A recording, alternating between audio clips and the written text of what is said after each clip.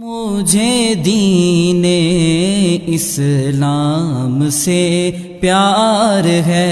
مجھے دین اسلام سے پیار ہے، مجھے دین اسلام سے پیار ہے، مجھے دین اسلام سے پیار ہے، مجھے دین۔ نحمده ونصلي ونسلم على رسوله الكريم اما بعد فاعوذ بالله من الشيطان الرجيم بسم الله الرحمن الرحيم قال الله تبارك وتعالى في شان حبيبه صلى الله تعالى عليه وسلم ان الله وملائكته يصلون على النبي يا ايها الذين آمنوا صلوا عليه وسلموا تسليما الصلاة والسلام عليك يا سيدي يا رسول الله وعلى آلک و اصحابک یا سیدی یا خاتم النبیین۔ السلام علیکم ورحمۃ اللہ وبرکاتہ۔ ناظرین کرام، اللہ تعالیٰ کے فضل و کرم، اس کی توفیق اور عنایت سے درس صحاح ستہ کی ایک اور ایپیسوڈ کے ساتھ آپ کی خدمت میں حاضر ہیں۔ کل درس صحاح ستہ اختتام پذیر ہوا تھا حدیث 215 پر، آج بخاری شریف کی حدیث 216 کا آغاز ہے۔ حضرت عبداللہ ابن عباس رضی اللہ تعالیٰ عنہ ارشاد فرماتے ہیں، نبی صلی اللہ تعالیٰ علیہ وسلم مکہ یا مدینہ کے باغات میں سے کسی باغ سے گزرے تو آپ نے فسمع صوت انسانین، دو انسانوں کی آوازیں سنی، یعذبان فی قبورہما، جن کو ان کی قبروں میں عذاب دیا جا رہا تھا۔ فقال النبی صلی اللہ تعالیٰ علیہ وسلم یعذبان وما یعذبان فی الکبیر، آقا کریم صلی اللہ تعالیٰ علیہ وسلم نے فرمایا ان دونوں کو عذاب دیا جا رہا ہے لیکن کسی بہت بڑی وجہ سے نہیں دیا جا رہا۔ ثم قال بلا، پھر آپ نے فرمایا کان احدہما لا یستتر من بولہ، ان میں سے ایک وہ شخص ہے جو پیشاب کے چھینٹوں سے نہیں بچتا۔ وکان الآخر یمشی بالنمیمہ، اور دوسرا وہ ہے جو چغلی کھاتا۔ ثم دعا بجریدۃ فکسرہا کسرتین فوضع کل قبر منہما کسرۃ فقیل لہ یا رسول اللہ صلی اللہ علیہ وسلم لما فعلت ھذا، آپ صلی اللہ تعالیٰ علیہ وسلم نے درخت کی ایک شاخ منگوائی، اس کے دو ٹکڑے کیے اور دونوں قبروں پر ایک ایک ٹکڑا لگا دیا۔ آپ سے حضرت عبداللہ ابن عباس رضی اللہ تعالیٰ عنہ نے پوچھا، اے آقا کریم صلی اللہ تعالیٰ علیہ وسلم، یہ آپ نے کیسا عمل مبارک فرمایا؟ تو نبی صلی اللہ تعالیٰ علیہ وسلم نے فرمایا لعل اللہ ان یخفف عنہما ولم یبسا او الی ان یبسا، آقا کریم صلی اللہ تعالیٰ علیہ وسلم نے فرمایا جب تک یہ لکڑیاں خشک نہیں ہوں گی ان کے عذاب میں تخفیف کر دی جائے۔ اس میں کافی ساری باتیں ہیں جو وضاحت طلب ہیں تاکہ لوگوں کے لیے سمجھنے میں آسانی۔ پہلا جملہ ارشاد فرمایا حائط، حائط کہتے ہیں باغ کو، باغ کے لیے دو لفظ استعمال ہوتے ہیں، حدیقہ اور حائط۔ حدیقہ اس باغ کو کہتے ہیں جس کی دیواریں نہیں ہوتی، اور حائط اس باغ کو کہتے ہیں جو چار دیواری کے اوپر محیط ہوتا ہے۔ پھر ارشاد فرمایا نمیمہ، نمیمہ کہتے ہیں کسی کی چغلی کرنا، کسی کی ذات میں کوئی عیب موجود ہو تو اس کا جب ذکر اس کے چہرے پر کیا جائے تو اس کو برا لگے تو اس کو اس کی پیٹھ پیچھے بیان کرنا، یہ چغلی اور غیبت کہلاتا ہے۔ دوسرے نمبر پر نبی صلی اللہ تعالیٰ علیہ وسلم نے یہ ارشاد فرمایا کہ ان کو عذاب ہو رہا تھا، اور فرمایا عذاب بھی کسی بڑی وجہ سے نہیں ہو رہا تھا۔ تمام محدثین مفکرین نے چغلی اور پیشاب کے چھینٹوں سے بچنا ان دونوں کو کبیرہ گناہ کہا گیا، لیکن آقا کریم صلی اللہ تعالیٰ علیہ وسلم نے فرمایا کہ ان کو عذاب ہو رہا تھا کسی بڑی وجہ سے نہیں۔ تو یہ جو آپ نے فرمایا نا بڑی وجہ سے نہیں، اس سے یہ پتہ چلتا ہے کہ شاید یہ دونوں بڑے گناہ نہیں ہیں، لیکن حقیقت میں آقا کریم صلی اللہ تعالیٰ علیہ وسلم نے ان کی طرف نسبت کرتے ہوئے یہ بات ارشاد فرمائی کہ وہ دونوں ان دو جرموں کو بڑا نہیں سمجھتے تھے، حالانکہ یہ قبر میں عذاب کا سبب بنتے ہیں۔ وہ یہ سمجھتے تھے کہ چغلی کرنا کون سی بڑی بات ہے، یا پیشاب کے چھینٹوں سے نہ بچنا یہ کون سی بڑی بات ہے، تو وہ نہیں بچتے تھے اور چغلی کرتے تھے، اس لیے ان کو سزا دی گئی اور بتایا کہ یہ بڑے گناہ ہیں، ان کی وجہ سے قبر میں عذاب ہوتا ہے۔ پھر آقا کریم صلی اللہ تعالیٰ علیہ وسلم نے ترشاخ منگوائی۔ اب یہ سوال پیدا ہوا کہ ترشاخ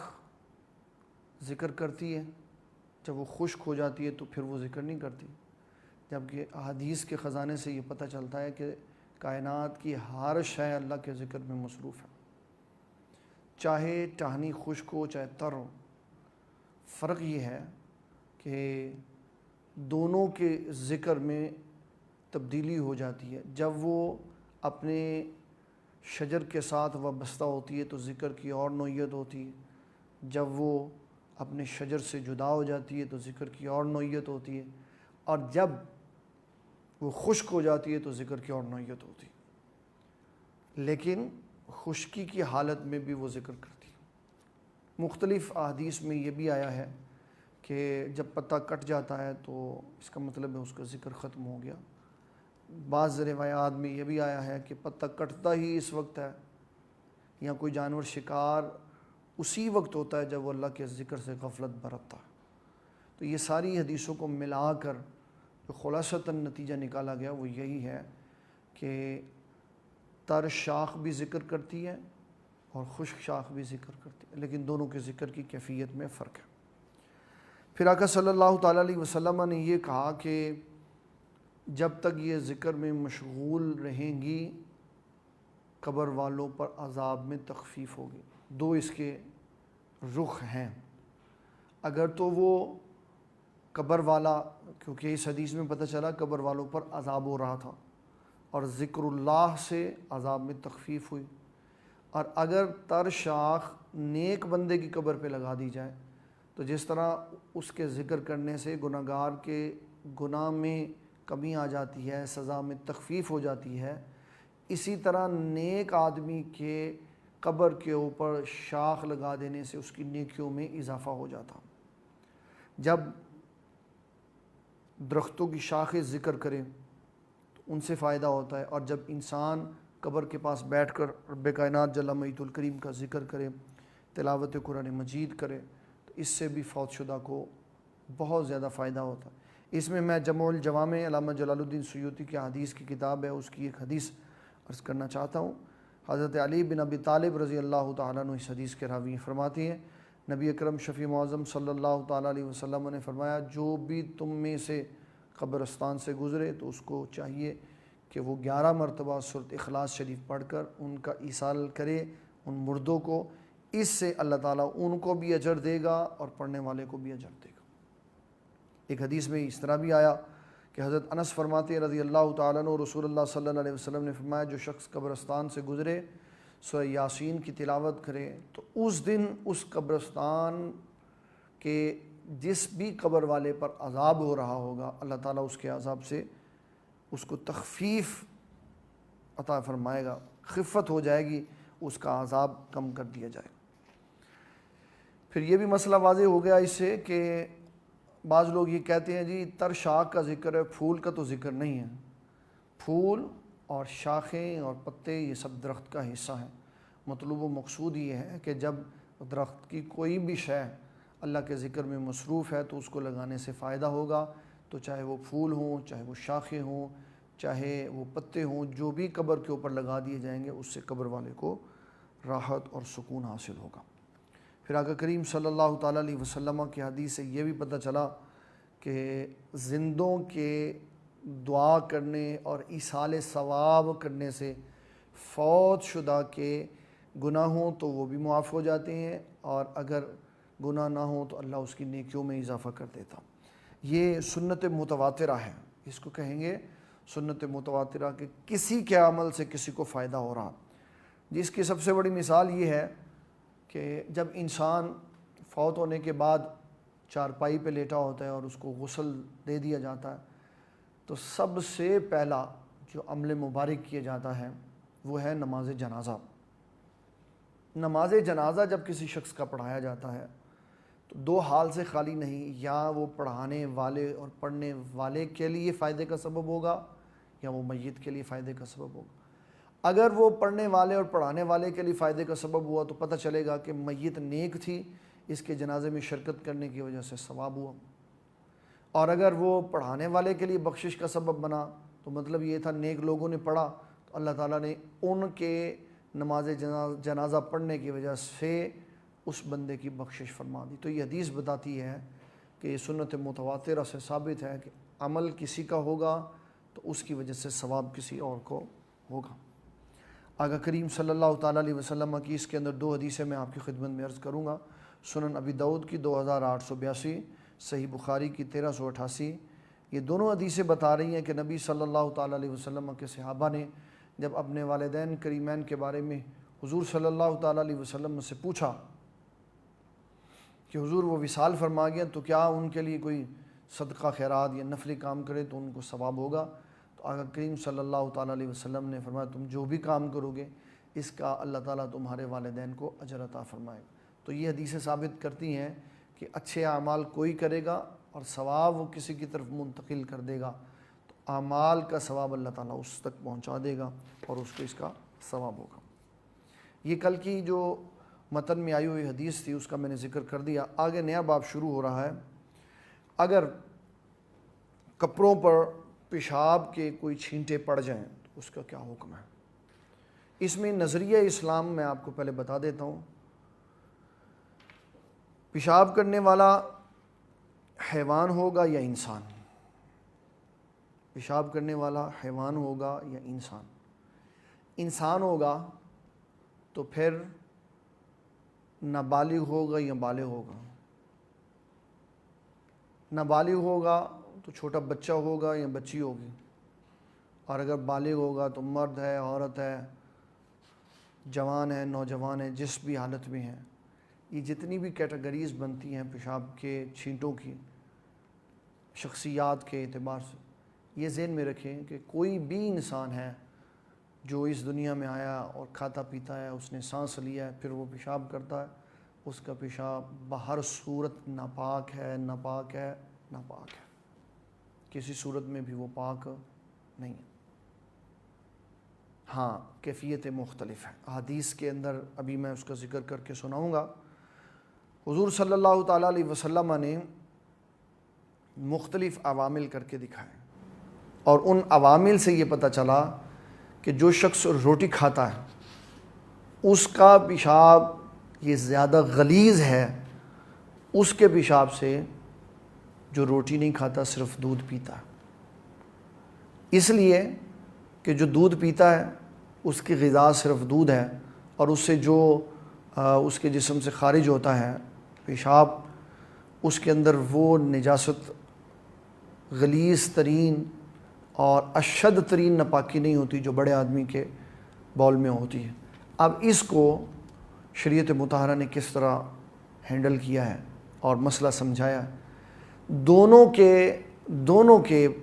پیشاب کو پاک کرنے کا طریقہ کار یہی ہے کہ دونوں کے اوپر پانی بہایا جائے۔ چھوٹے بچے کے جسم سے نکلنے والی گندگی لگ جائے، بول لگ جائے تو اس کو پاک کرنے کا طریقہ کار یہ ہے کہ اس کے اوپر پانی ایک دفعہ بہا دیا تو وہ پاک ہو گیا۔ جبکہ بڑے آدمی کا اگر نجاست کا حصہ لگ جائے یا بول اس کا لگ جائے تو وہ اس وقت تک پاک نہیں ہوگا جب تک اس میں مبالغہ کر کے اس کو خوب اچھی طرح صاف نہیں کر دیا جاتا۔ اب اس میں جو حدیثیں آ رہی ہیں ان میں حدیثوں کے معنی آپ کو سمجھا دیتا ہوں۔ اللہ اکبر۔ حدیث نمبر ہے 217۔ حضرت عطا بن ابی میمونہ نے اس حدیث کو بیان کیا کہ انس بن مالک آپ یہ کہتے ہیں کہ نبی صلی اللہ تعالیٰ علیہ وسلم جب آپ قضائے حاجت کے لیے تشریف لے کے جاتے تو آپ پانی کا استعمال فرماتے۔ پھر 218 نمبر حدیث وہی ہے جو میں نے پیچھے بھی سنائی ہے، 2 قبر والوں کو عذاب ہونے کی۔ اس کے بعد جو 219 نمبر حدیث ہے، یہ ساری حدیثیں جو بول و براز کے بارے میں سنانے کے بعد میں ان کے اندر آنے والے مسائل ڈسکس کروں گا۔ 219 نمبر حدیث ہے، حضرت انس فرماتے ہیں ایک دیہاتی نے مسجد میں بول کر دیا، پیشاب کر دیا۔ آقا کریم صلی اللہ تعالیٰ علیہ وسلم نے اس کو جب یہ سارا معاملہ کرتے ہوئے دیکھا تو آپ بولے نہیں، خاموش رہے۔ کچھ صحابہ بڑھے ان کی طرف، نبی صلی اللہ تعالیٰ علیہ وسلم نے ان کو روک دیا۔ جب وہ فارغ ہوا تو آقا کریم صلی اللہ تعالیٰ علیہ وسلم نے اس جگہ پانی بہا دیا۔ یہ ہے 219 نمبر حدیث۔ پھر اس کے بعد 220 نمبر حدیث بھی یہی ہے، آقا کریم صلی اللہ تعالیٰ علیہ وسلم نے ارشاد فرمایا کہ اس کے اوپر پانی بہا دو۔ اس کے بعد 2-3 لفظ زائد ہیں، وہ میں آپ کو بتا دیتا ہوں۔ آپ نے فرمایا کہ فَإِنَّمَا بُعِثْتُم مُيَسِّرِينَ وَلَمْ تُبْعَثُوا مُعَسِّرِينَ، کہ تم، آپ نے صحابہ سے فرمایا تم آسانیاں پیدا کرنے کے لیے بھیجے گئے ہو، مشکلات کے لیے نہیں بھیجے گئے۔ یہ ساری حدیثیں میں سنا رہا ہوں، میں اس کے بعد ان کی وضاحت بھی کروں گا۔ ایک اعرابی نے 221 نمبر حدیث میں اسی طرح کا مضمون ہے کہ ایک اعرابی نے مسجد میں بول کر دیا تو آقا کریم صلی اللہ تعالیٰ علیہ وسلم نے پانی بہا دیا۔ پھر ایک بچہ حضور پاک صلی اللہ تعالیٰ علیہ وسلم کی بارگاہ میں لایا گیا، آپ کی گود میں تھا، تو اس نے، بچہ تھا، اس کو کیا پتہ میں کس کی گود میں، تو اس نے پیشاب کر دیا۔ تو آپ آقا کریم صلی اللہ تعالیٰ علیہ وسلم نے پانی منگوایا اور پانی اس کے اوپر بہا دیا۔ 223 نمبر حدیث، حضرت عبداللہ بن عتبہ رضی اللہ تعالیٰ عنہ فرماتے ہیں رسول اللہ صلی اللہ علیہ وسلم کے پاس جب چھوٹی عمر کے بچے آتے جو بھی کھانا نہیں کھاتے تھے، آپ نے ان کو اٹھایا ہوتا تو کوئی بچہ ان میں سے پیشاب کر دیتا تو آپ اس کے پیشاب کے اوپر پانی بہا دیتے۔ پھر اس کے بعد یہ ساری صورتحال ہے جو آپ کے سامنے ہے، اب ان کی میں وضاحت کر دیتا ہوں تاکہ آپ کو سمجھ آ جائے۔ مسجد کے اندر جس بندے نے پیشاب کیا اس کے اوپر پانی بہا دیا، اس میں 2 طرح ہیں۔ اگر پانی نہ بھی بہایا جاتا اور زمین خشک ہو جاتی، تو جب مٹی خشک ہو جاتی ہے اور اس کے اوپر نجاست ہو، وہ اس کے اندر چلی جائے تو مٹی پاک ہوتی ہے اپنی ذات کے اعتبار سے، نماز پڑھنے کے اعتبار سے، لیکن تیمم اس سے ممکن نہیں ہے۔ اب جن بچوں نے حضور صلی اللہ تعالیٰ علیہ وسلم کی گود میں پیشاب کر دیا، ان کے اوپر کسی قسم کا کوئی تان نہیں ہے، کیونکہ بچہ شریعت کی گرفت میں نہیں آتا، اور ایسے بھی وہ بے سمجھ اور بے عقل ہوتا ہے، اس کے اوپر سوال نہیں ہو سکتا۔ تو آقا کریم صلی اللہ تعالیٰ علیہ وسلم نے ان کے اس عمل کے بعد پانی منگوایا اور پانی بہا دیا، اور پھر آقا کریم صلی اللہ تعالیٰ علیہ وسلم نے کسی بھی قسم کا صحابہ کے لیے کوئی مشکل والا معاملہ نہیں بنایا، اور بڑی آسانی سے آپ نے یہ جملہ ارشاد فرما دیا، فرمایا کہ اگر بچہ کبھی ایسا کر دے تو اس کے اوپر پانی بہا دیا جائے۔ اس کے لیے جو لفظ بولا گیا ہے حدیث مبارکہ میں وہ ہے نون ضاد ہا اور ہا، ناضحہ۔ اس کا لغت اور بعض افراد اس کا منع کرتے ہیں کہ چھینٹے مار دینا، یعنی اگر کوئی بچہ کپڑوں کے اوپر پیشاب کر دے تو پانی لے کے اس کے اوپر چھڑکاؤ کر دے، یہ پاک کرنے کا طریقہ کار نہیں ہے، اور نہ ہی نضحہ کا یہ معنی ہے۔ اس کے لیے ایک حدیث شریف میں آپ کی خدمت میں عرض کروں گا کہ حضور صلی اللہ تعالیٰ علیہ وسلم آپ کے پاس عمان کا ایک بندہ آیا، اور جب وہ مدینہ المنورہ پہنچا تو حضور صلی اللہ تعالیٰ علیہ وسلم کا وصال ہو چکا تھا۔ حضرت عمر بن خطاب رضی اللہ تعالیٰ نے اس کو لے کر حضور صلی اللہ تعالیٰ علیہ وسلم کے پیارے ساتھی حضرت ابو بکر صدیق کی بارگاہ میں آئے،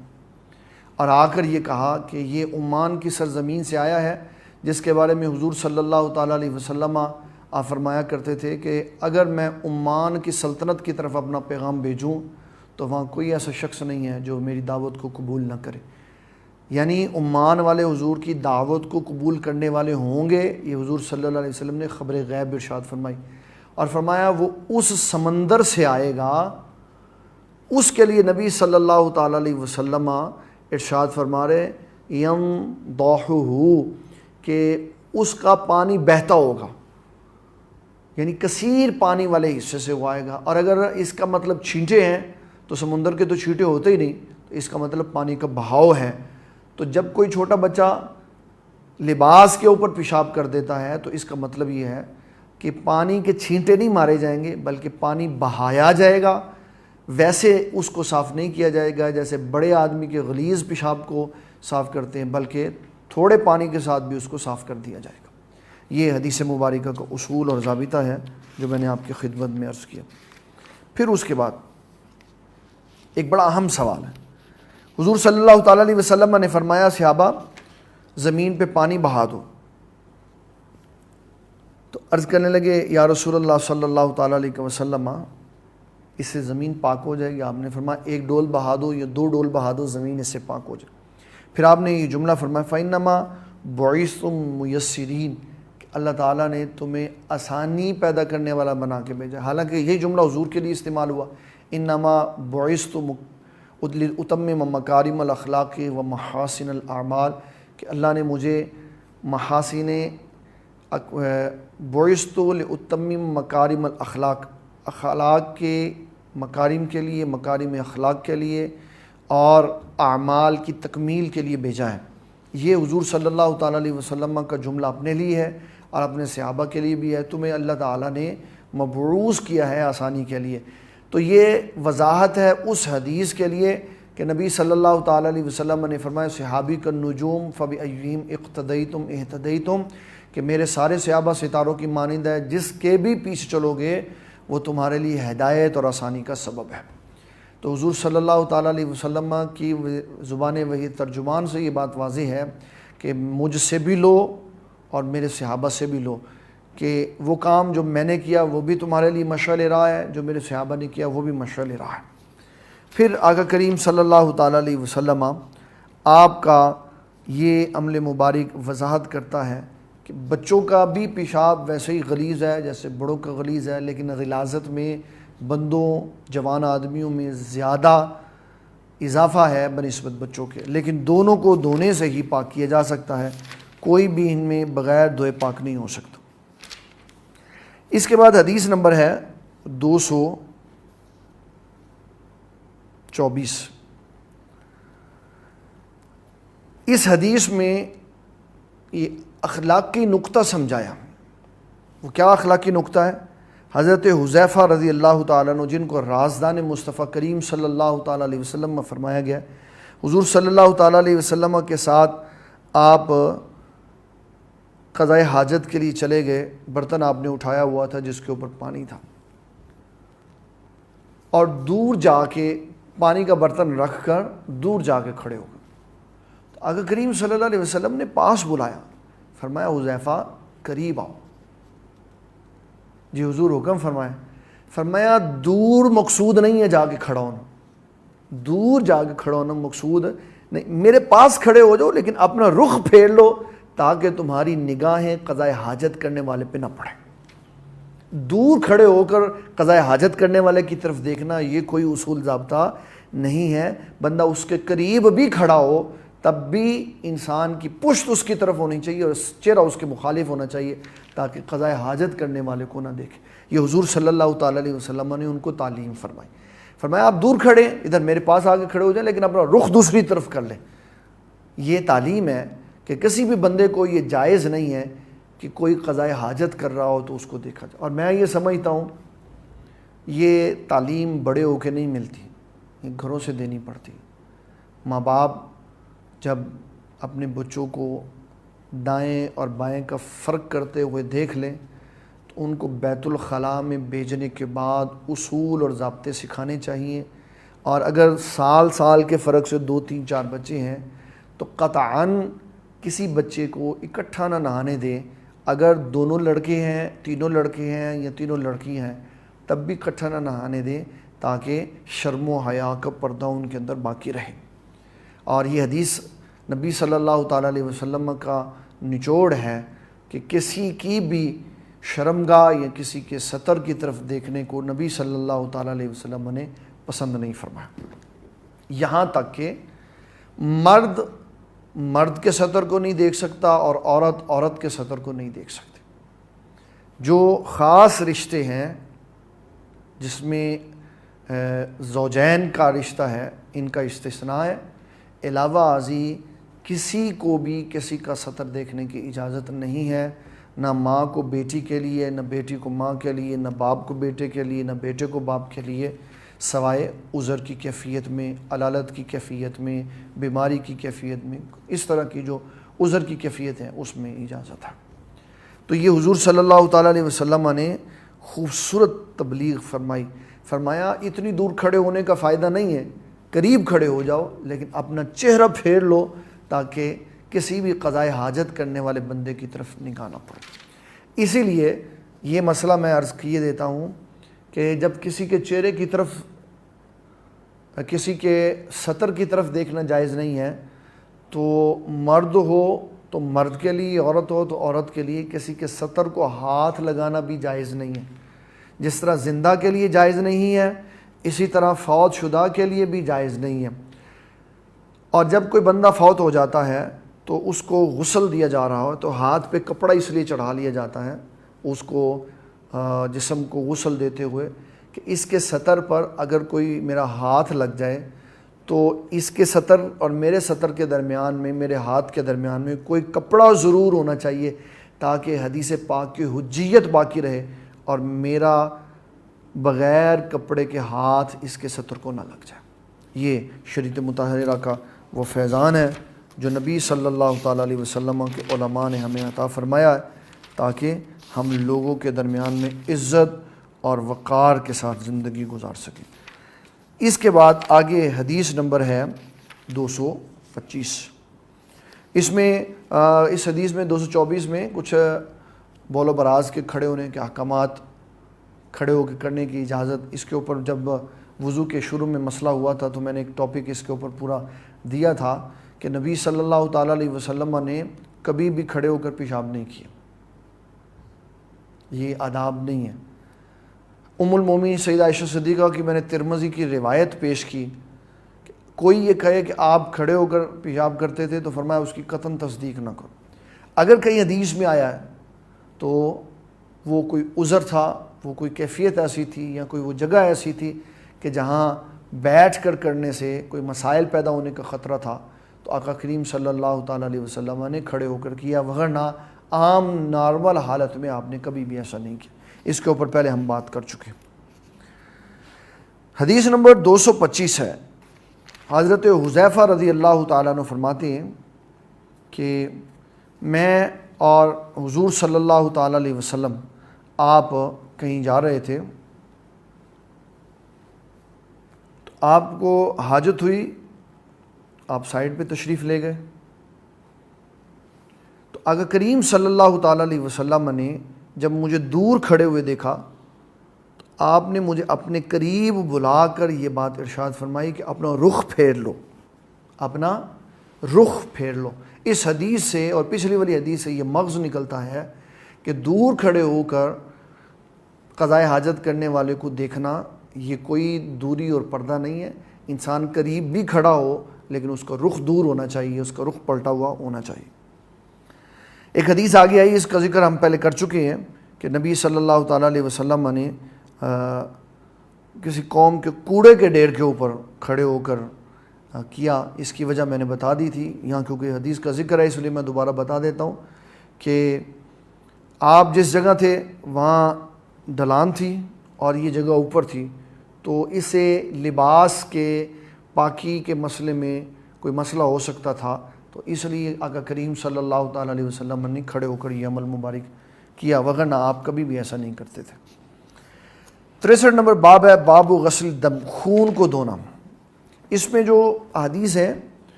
خون کو دھونے کے چیپٹر میں، یہ عالم اسلام کی خواتین سے وابستہ ہیں اور میں بڑی پردہ کے ساتھ ان کے ساتھ بات ان تک پہنچاؤں گا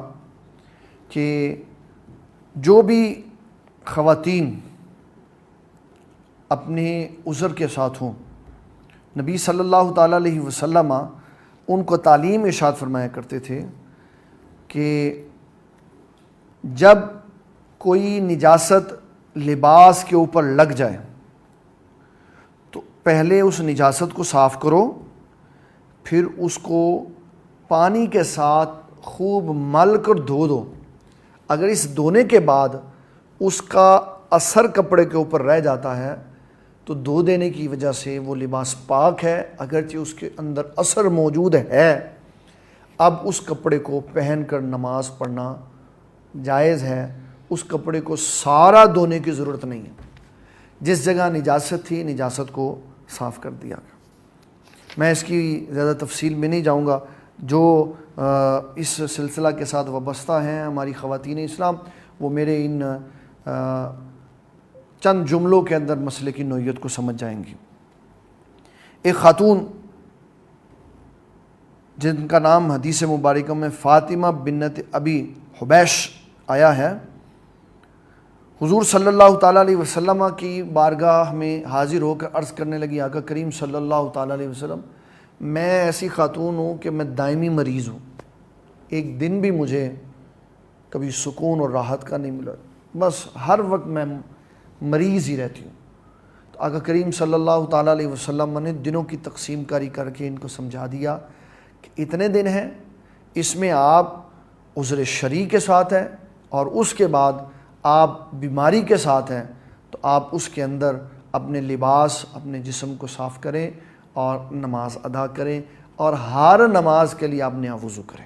یہ حضور صلی اللہ تعالیٰ علیہ وسلم نے ان کو تعلیم فرمایا۔ اسی طرح مرد ہے، مرد اس کے اوپر جب جنابت طاری ہوتی ہے اور جسم سے کسی شے کا اخراج ہوتا ہے اور وہ لباس پہ لگ جاتی ہے، اس کے لیے عرب کے اور آج کے دور میں بہت بڑا فرق ہے۔ عرب کے دور میں انسان طاقت والے ہوتے تھے تو ان کے جسم سے جس شے کا اخراج ہوتا تھا وہ سطح لباس پر رہتی تھی، اس کو کھرچ دیتے تھے اور صاف کر دیتے تھے تو لباس پاک ہو جاتا تھا۔ آج کے دور میں غلاظت پھیل جانے کی وجہ سے، خوراک کی بہت زیادہ کوالٹی خراب ہو جانے کی وجہ سے، اور انسانوں کے بہت زیادہ کمزور ہو جانے کی وجہ سے جو اخراج ہوتا ہے وہ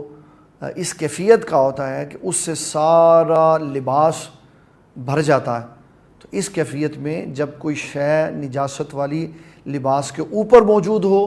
تو اس کو کھرچ دینے سے، اکھیڑ دینے سے یا اتار دینے سے لباس پاک ہو جاتا ہے، اور جو نجاست کپڑے کے اندر ان کے دھاگوں کے اندر چلی جاتی ہے، جب تک اس کو خوب اچھی طرح 3 بار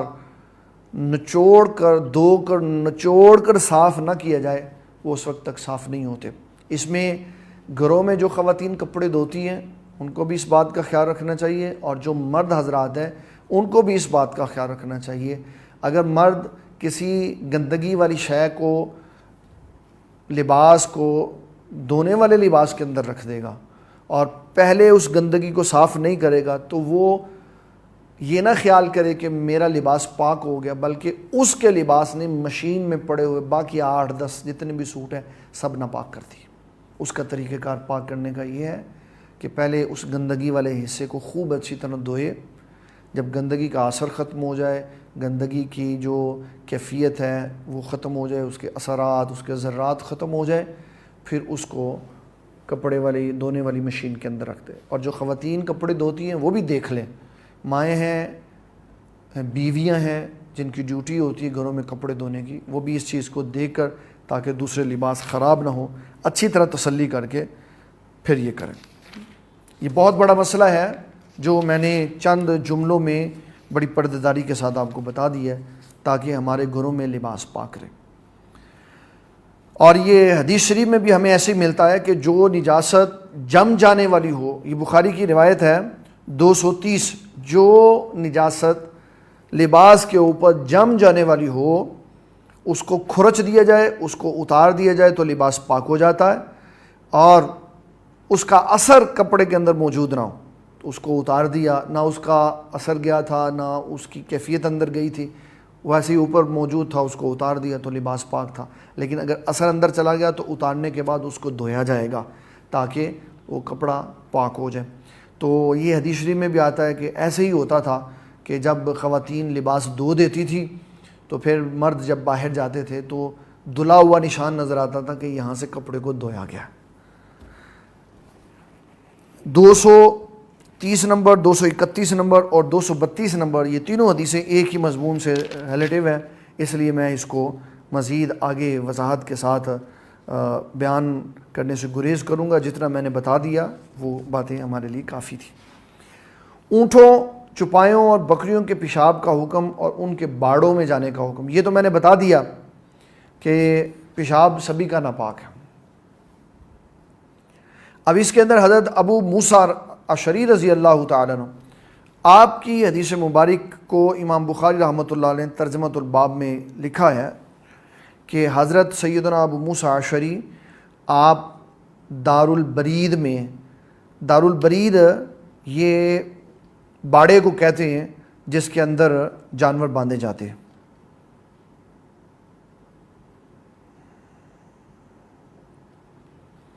فرماتے ہیں کہ جب آپ جانوروں کے پاس ہوتے،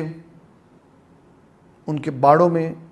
جہاں ان کو باندھا جاتا ہے یا استبل میں، اور صحرا قریب ہی ہوتا اور نماز کا وقت آ جاتا تو آپ باڑے کے اندر ہی نماز پڑھ لیتے، اور فرماتے یہ اور صحرا دونوں ایک جیسے۔ اس کا قطعاً مطلب نہیں ہے کہ حضرت ابو موسیٰ اشعری رضی اللہ تعالیٰ عنہ معاذ اللہ ثم معاذ اللہ گندگی کے اوپر نماز پڑھتے۔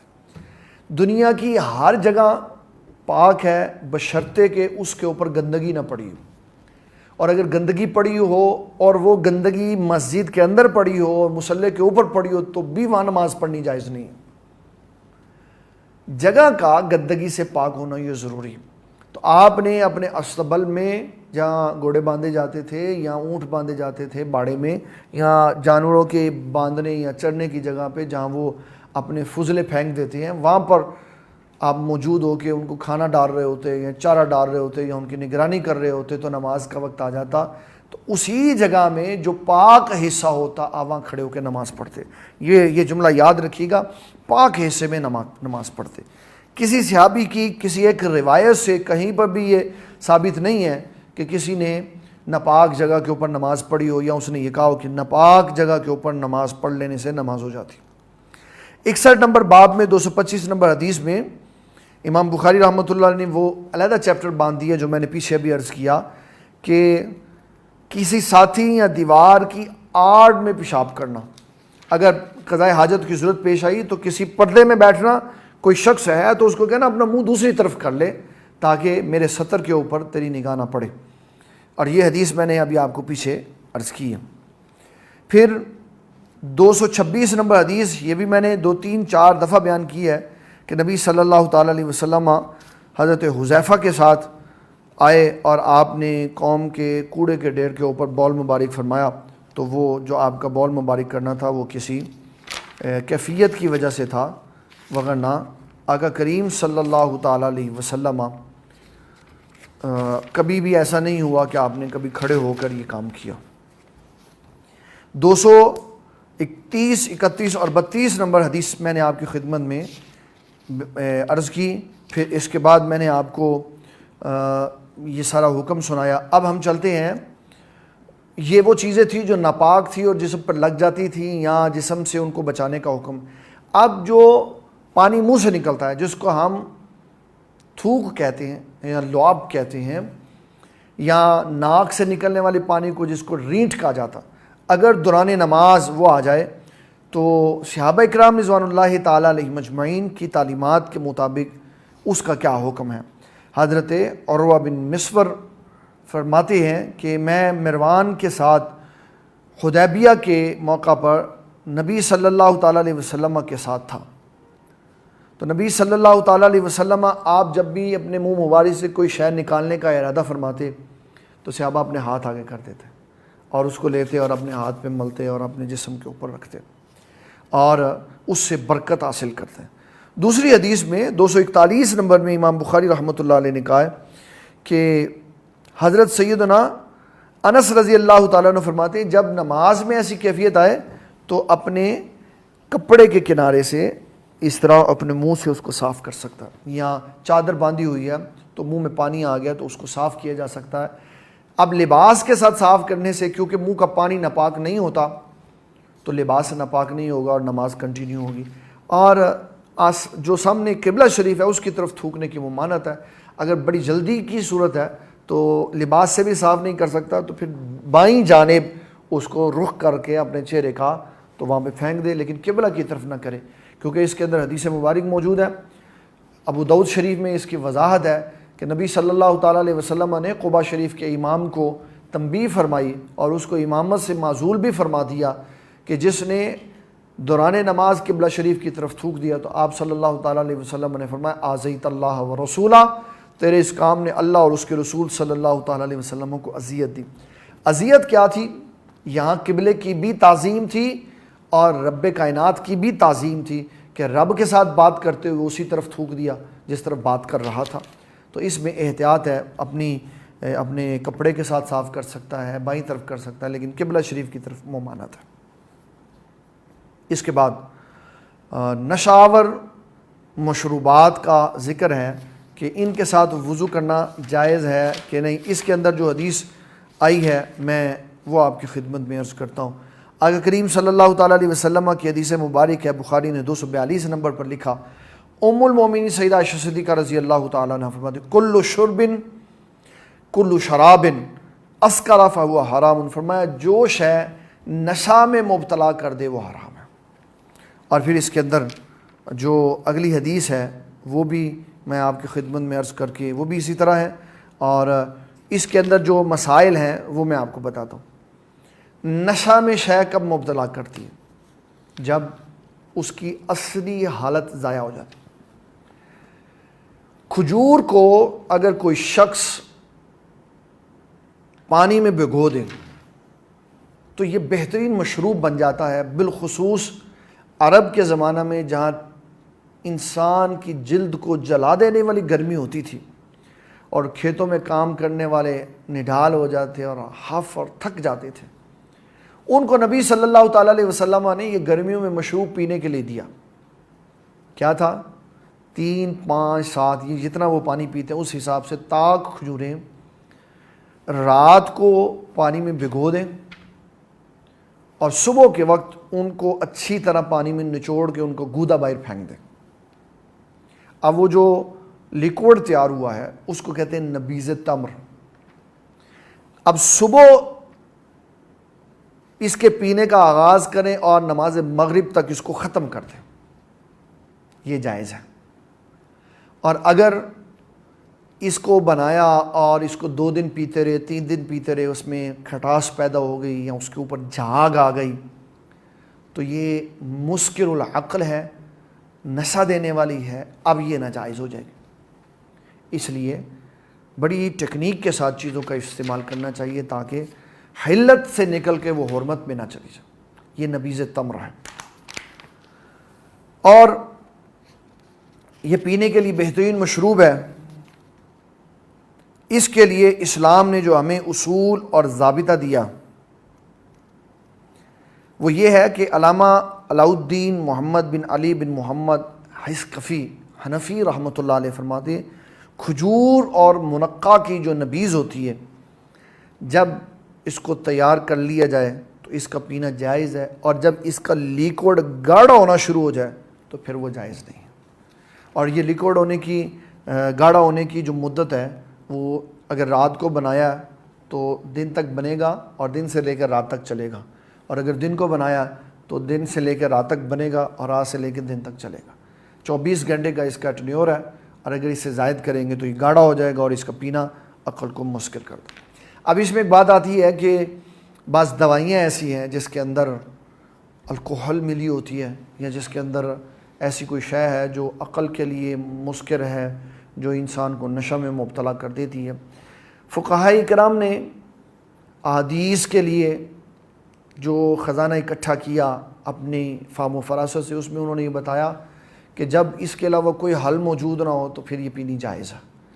اور نبی صلی اللہ تعالیٰ علیہ وسلم کا فرمان بتا دیا کہ ڈاکٹر طبیب یہ سمجھتا ہے کہ اس مشروب کے جو مسکر العقل ہے اس کے پینے سے انسان کی شفا ہو جائے گی، فرمایا لیکن حقیقتاً وہی شے بعد میں اس کی موت کا سبب بھی بن جائے گی. تو اس لیے مسکر العقل شے جو بھی دوائی ہے اگر اس کا متبادل موجود ہے تو متبادل استعمال کرنا چاہیے، اور اگر اس کا متبادل موجود نہیں ہے اور ڈاکٹر کے کہنے پر ظاہری طور پر شفا بھی اسی میں ہے تو پھر فقہائے کرام کی طرف سے اس کی اجازت ہے۔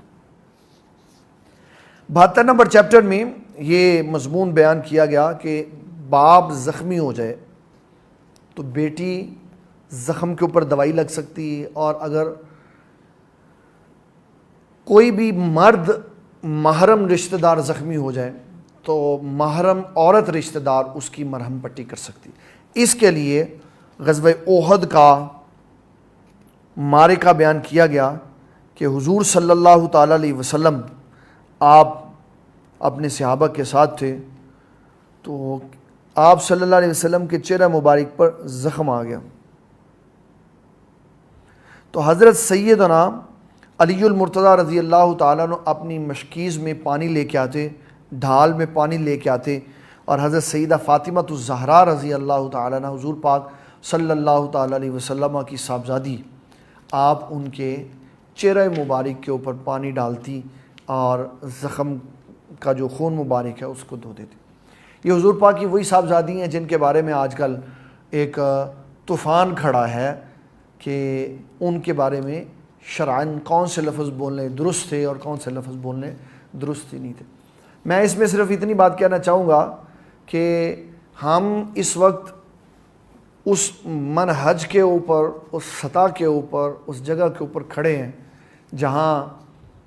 ہمارا شیرازہ پہلے ہی بہت زیادہ بکھرا ہوا، کثرت سے ڈیلی بیسس پہ علماء اس دنیا سے واپسی جا رہے ہیں، ہر روز کسی نہ کسی عالم دین کے بارے میں پتہ چلتا ہے وہ دنیا سے جا رہا ہے، اور جو علماء موجود ہیں ان کی خدمت میں دست بدستہ گزارش یہ پیش کی جاتی ہے کہ اللہ تعالیٰ جل مجید الکریم آپ کو لمبی عمریں، عزت والی زندگی اور صحتیں عطا فرمائے، عوام کے لیے محبت کے پیغام دیں، جو بھی آپ الفاظ ادا کریں اچھے سے اچھے ہوں تاکہ امت محبت کے ساتھ آپ کی طرف بڑھے اور آپ کی ذات تان و تشنیع سے بچ سکے۔ اللہ تعالیٰ ہمارے سارے علماء کو جو اسلام اور دین کے لیے اپنی زندگیاں گزار رہے ہیں ان کو عمر خضری عطا فرمائے۔ تو حضرت سیدہ فاطمہ الزہرا رضی اللہ تعالی عنہا نے حضور پاک صلی اللہ تعالیٰ علیہ وسلم کے چہرہ مبارک سے خون مبارک صاف کیا۔ اس کے بعد ٹاپک شروع ہوا مسواک کا، بڑا اہم ہے کہ آقا کریم صلی اللہ تعالیٰ علیہ وسلم مسواک فرماتے تھے۔ حضرت عبداللہ ابن عباس فرماتے ہیں میں نے آپ کے ساتھ رات گزاری، رات کے آخری پہر میں جب آپ اٹھے تو آپ نے سب سے پہلا کام کیا مسواک کی، اور جب آپ مسواک کرتے تھے حدیث نمبر 244 میں ہے کہ آپ صلی اللہ علیہ وسلم دانتوں پر مسواک کرنے کے بعد مسواک کو اپنی زبان پر بھی پھیرتے تھے اور اوڑ کی آواز نکالتے تھے۔ یہ آواز نکالنا بھی سنت مطہرہ ہے، اور اپنے نبی صلی اللہ تعالیٰ علیہ وسلم منہ مبارک کے نورانی چہرہ مبارک میں منہ مبارک کے ہر حصے کو آپ مسواک سے اچھی طرح صاف کرتے تھے، اور یہ بھی بتا دیا کہ اگر دو بندے موجود ہیں آپ مسواک کسی کو دینا چاہتے ہیں تو جو عمر میں بڑا ہے اس کو دیں، جو علم میں بڑا ہے اس کو دیں، جو تقویٰ میں بڑا ہے اس کو دیں، اور چھوٹے کو نہ دیں۔ حضور صلی اللہ تعالیٰ علیہ وسلم نے ایسا ہی فرمایا، اور آقا کریم صلی اللہ تعالیٰ علیہ وسلم ارشاد فرماتے جس شخص نے رات کو مسواک کی، برا بن عازب کہتے ہیں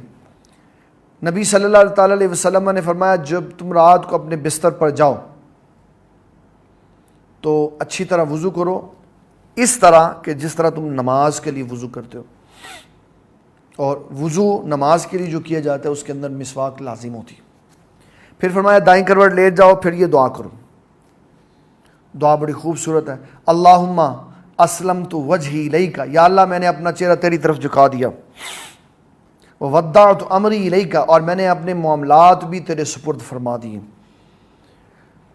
والجأت ظہری الیک، اور میں نے ثواب کے لیے تیری طرف رغبت اختیار کی، اور میں نے اپنا چہرہ تیری طرف کر دیا، میں نے اپنے معاملات تیرے سپرد کر دیے، اور میں نے اپنے آپ کو تیرے ثواب کی طرف مرغوب کر دیا، لا ملجا ولا منجا الیک من کا، اور میں تیرے عذاب کے خوف سے اور تجھ کو اپنی پشت بنا دیا. اور یہ بات ارشاد فرمانے کے بعد یہ کہا کہ یا اللہ مجھے تیرے سوا کوئی نجات نہیں دینے والا عذاب سے.